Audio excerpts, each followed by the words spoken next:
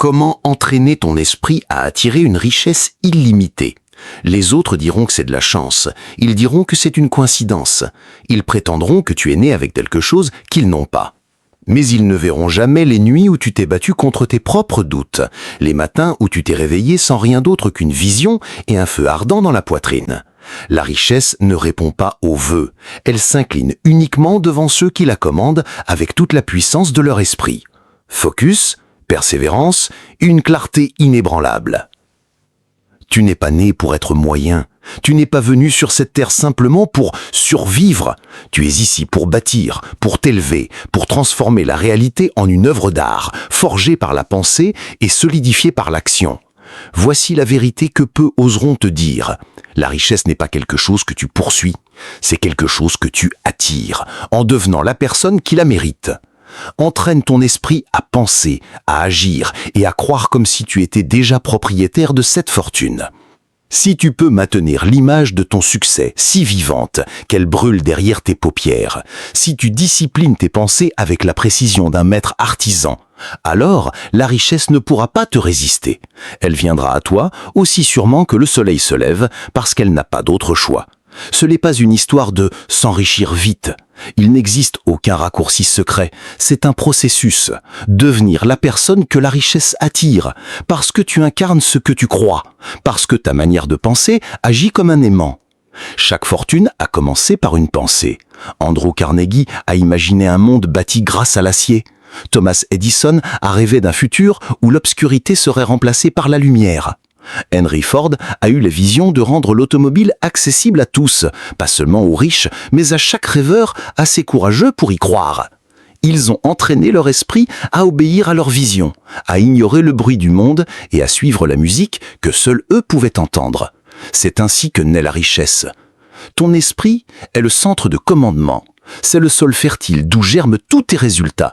S'il est rempli de peur, de doute et de distraction, alors aucun effort ne pourra te sauver. Mais s'il est saturé de foi, de clarté et d'un désir brûlant, même 1000 échecs ne pourront pas t'arrêter. La richesse se crée d'abord dans l'invisible. Elle naît dans le silence, dans la solitude, au moment précis où tu décides que ta vie sera extraordinaire et que tu soutiens cette décision par une foi qui ne plie jamais. Mais la foi seule ne suffit pas. Tu dois penser de manière délibérée, disciplinée, dirigée. La plupart des gens sont comme des radios réglées sur du bruit. Ils captent chaque fréquence de peur, d'échec et de médiocrité.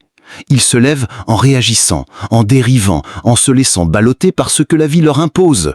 Puis, ils s'étonnent que la richesse les évite, que rien ne change, que les opportunités frappent à toutes les portes, sauf à la leur. La réponse est simple. Ils n'ont jamais entraîné leur esprit, jamais revendiqué l'autorité sur leurs pensées, jamais décidé avec conviction absolue que ce serait eux qui s'élèvent. Tu dois devenir intraitable dans la protection du temple de ton esprit. Choisis ce que tu laisses entrer comme un roi protège son château, car ce qui entre dans ton esprit entre dans ta vie. Est-ce que tu le nourris de doute, de commerce, de peur du manque ? Ou bien l'amplitude de vision, de but et de la voix de ton futur qui t'appelle par ton nom. Les riches pensent différemment.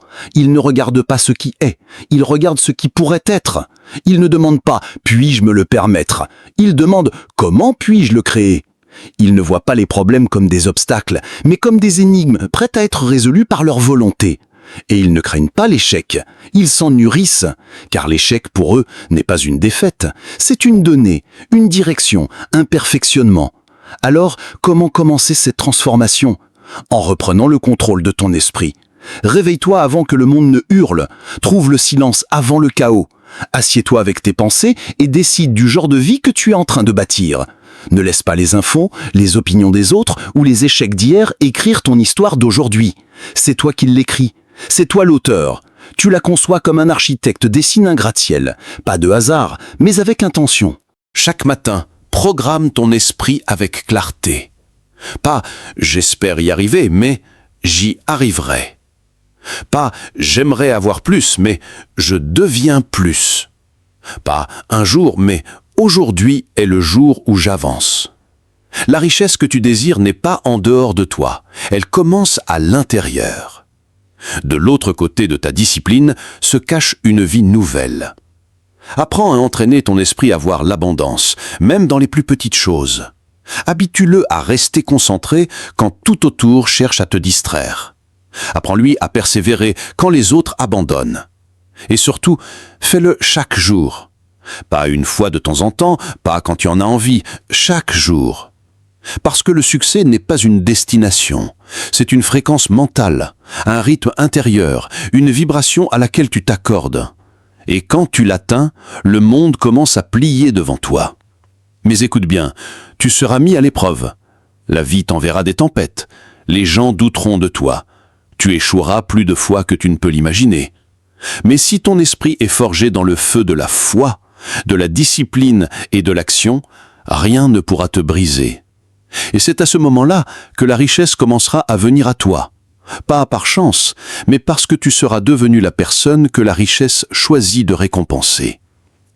Ne te laisse pas tromper par les apparences. Le monde te montrera des paillettes, de l'or, des voitures rapides et des succès faciles. Mais ce ne sont que les fruits, pas les racines. Les racines sont enfouies dans l'invisible, dans les habitudes quotidiennes, dans les heures silencieuses où personne ne regarde et où tu continues malgré tout. La richesse est une fréquence, et ton esprit est l'émetteur. Soit tu es réglé sur la prospérité, soit tu diffuses sans le savoir un signal de pauvreté.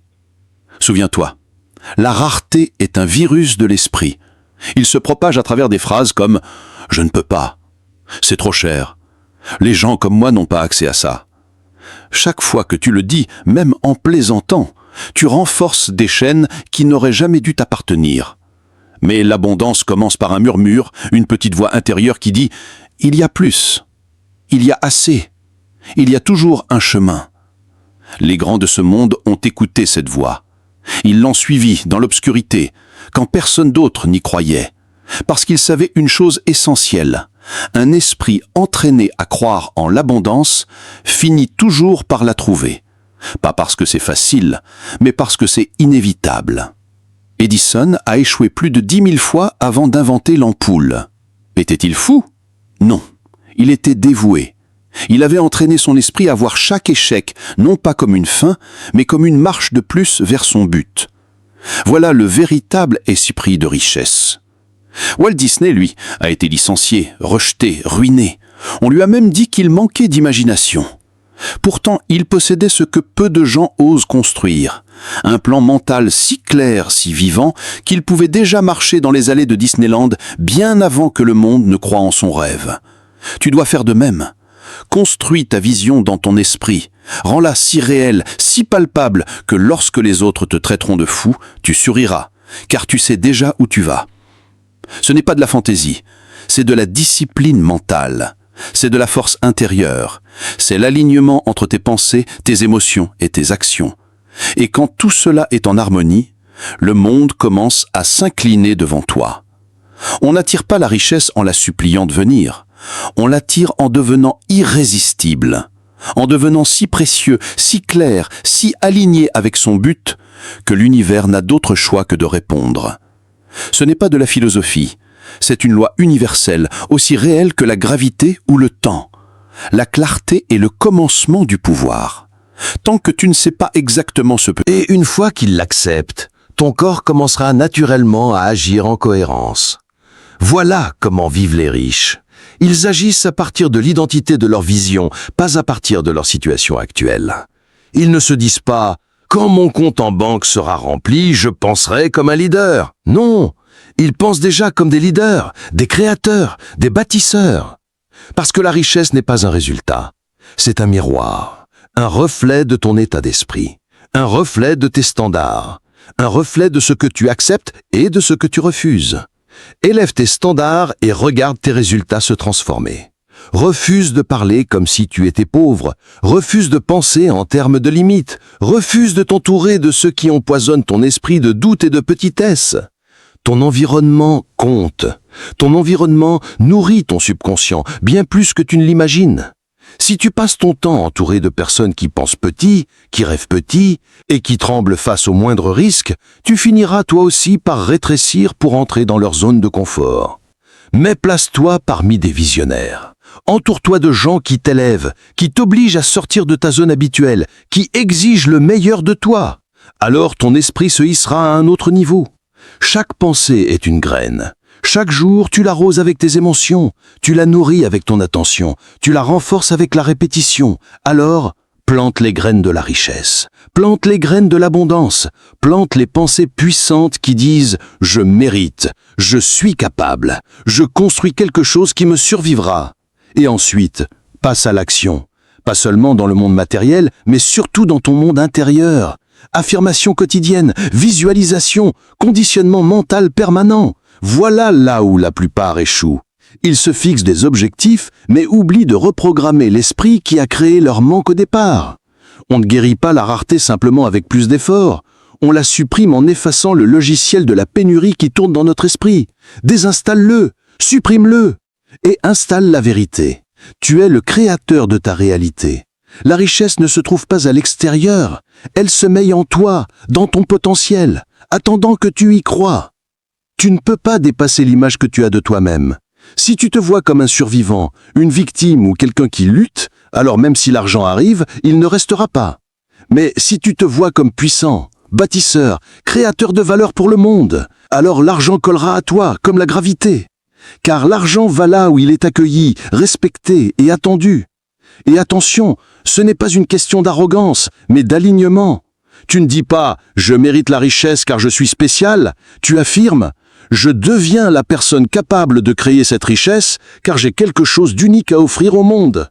Tu as des idées, des talents, de l'énergie, et le monde a besoin de lumière, pas juste de bruit.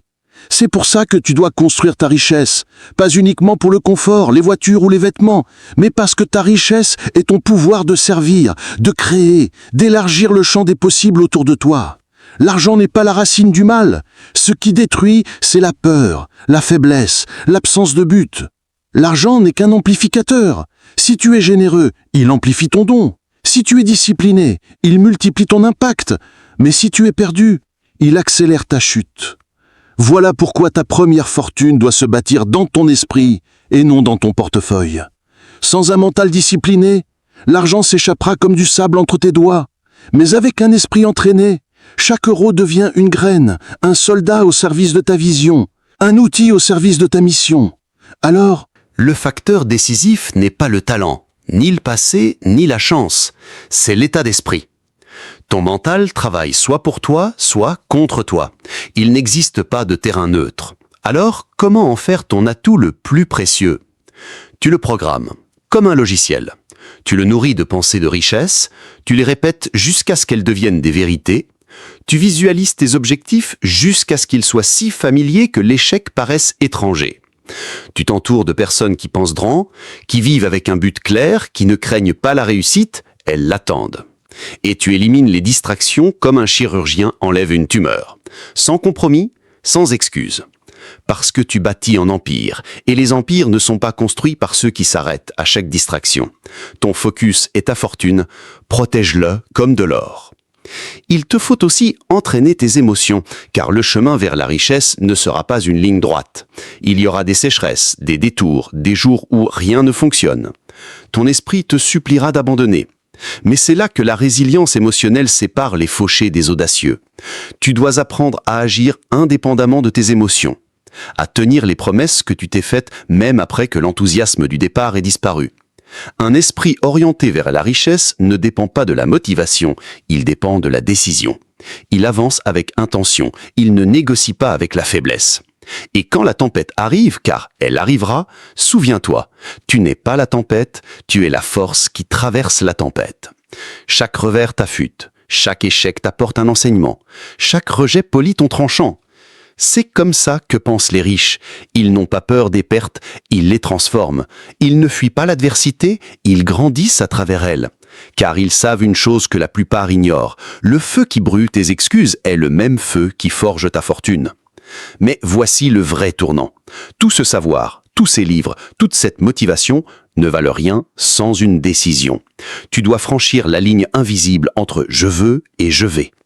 Le désir seul n'est pas suffisant. Le désir est une étincelle, mais la décision, c'est le feu. Il arrive un moment où tu dois arrêter de tremper ton orteil dans l'eau et plonger entièrement. Sans garantie, sans carte, juste avec une vision, une colonne vertébrale et une raison plus brûlante que tes doutes.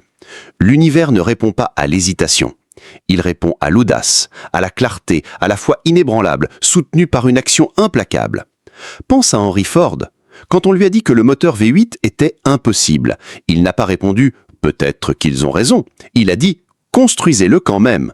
Et quand ses ingénieurs ont affirmé que ce n'était pas faisable, il a insisté « continuez, peu importe le temps que ça prendra ». Son esprit était décidé, sa vision était non négociable et la réalité a fini par plier devant la puissance de sa croyance. Voilà comment naît la richesse, non pas en attendant que les conditions soient parfaites, mais en obligeant des conditions imparfaites à se soumettre à une vision parfaite. Tu n'as pas besoin de plus de temps, tu n'as pas besoin de plus de diplômes, tu n'as pas besoin d'approbation extérieure. Ce dont tu as besoin, c'est de conviction. Une conviction réelle, authentique, impossible à imiter. Celle qui s'entend dans ta voix quand tu parles de ta vision, même si ton compte bancaire raconte une autre histoire. Cette conviction qui déplace des montagnes parce que toi, tu refuses d'être déplacé. Entraîne ton esprit à devenir insensible au rejet, à l'échec, au bruit incessant du monde. Car le monde va te tester. Il va t'envoyer des distractions, des retards, des doutes déguisés en logique rationnelle. Mais ton esprit entraîné, lui, ne tremblera pas, parce qu'il a déjà entrevu l'autre côté. Il sait ce qu'il est possible d'accomplir lorsqu'un être humain décide enfin d'embrasser toute sa puissance, plutôt que de se contenter d'une vie de résignation silencieuse. Tu dois tuer la version de toi qui hésite, qui doute, qui attend que toutes les conditions soient parfaites. Enterre-la bien profondément et relève-toi avec de nouvelles pensées, de nouveaux standards, de nouvelles règles. Les riches, eux, suivent d'autres règles parce qu'ils vivent selon un paradigme différent. Ils ne se demandent pas « est-ce possible ?». Ils se demandent comment rendre ça inévitable. Ils ne cherchent pas de garantie. Ils sont la garantie.